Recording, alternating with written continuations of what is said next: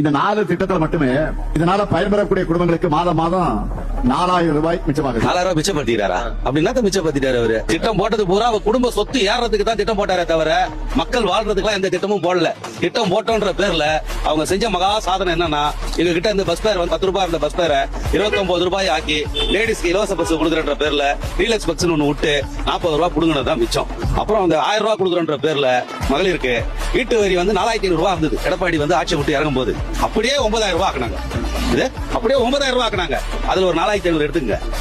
Current bill என் வீட்டுல 1500 ரூபாய்க்கு மேல கரண்ட் பில் ஆனதே கிடையாது. 2 ஃபேனு, ஒரு டிவி, 3 டியூப் லைட், ஒரு 0 வாட்ஸ் பல்பு பாத்ரூமுக்கு, அவ்வளவுதான். 1500 ரூபாய், 1200 ரூபாய், 1300 ரூபாய் மேல ஏறினதே கிடையாது. இன்னைக்கு 2500 ரூபாய் கரண்ட் பில். அதாவது ஸ்லோ பாய்சன் மாதிரி, அப்பப்போ ஸ்லோ பாய்சன் மாதிரி இவ்வளவு ஏத்திட்டேன் ஏத்தி தொலைச்சிட்டீங்க.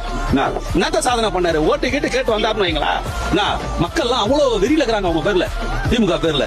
அவங்க ஒண்ணுமே சாதனை பண்ணல. கேட்டா எப்ப பாரு மோடி மோடி மோடி, பணம் வரல. அப்ப மோடி 19 ஸ்டேட்ல ஆள்றாரு. அங்கெல்லாம் பணம் கொடுக்காம தான் அங்க ஆள்றாங்களா? அங்கெல்லாம் மக்கள் வாழலையா? நீ மட்டும் தான் இங்க ஆட்சி பண்றியா? மதசார்பின்மை சொல்றிய. உனக்கு மதசார்பின்மை சொல்றதுக்கு உனக்கு இன்னும் யோக்கியதை இருக்குது. திருப்பரங்குன்றத்துல தீபம் 1/2 லிட்டர் எண்ணெய் ஒரு திரியில முடிய வேண்டிய விஷயத்த ஊதி பெருசாக்கி அந்த ஊர் மக்கள் எல்லாம் அடக்குமுறைன்ற பேர்ல அடக்கி இன்னைக்கு முஸ்லீமுக்கு பர்மிஷன் கொடுக்குற. எந்த அடிப்படையில கொடுக்குற? அப்ப நீ மதசார்பின்மை பத்தி பேசுறதுக்கு உனக்கு யோக்கியதை இருக்குதா? நான் ஓப்பனாவே கேட்கறேன் இதே மீடியா மூலமா. நீ எல்லாம் மதசார்பின்மை பேசுறதுக்கு உனக்கு யோக்கியதை இருக்குதா?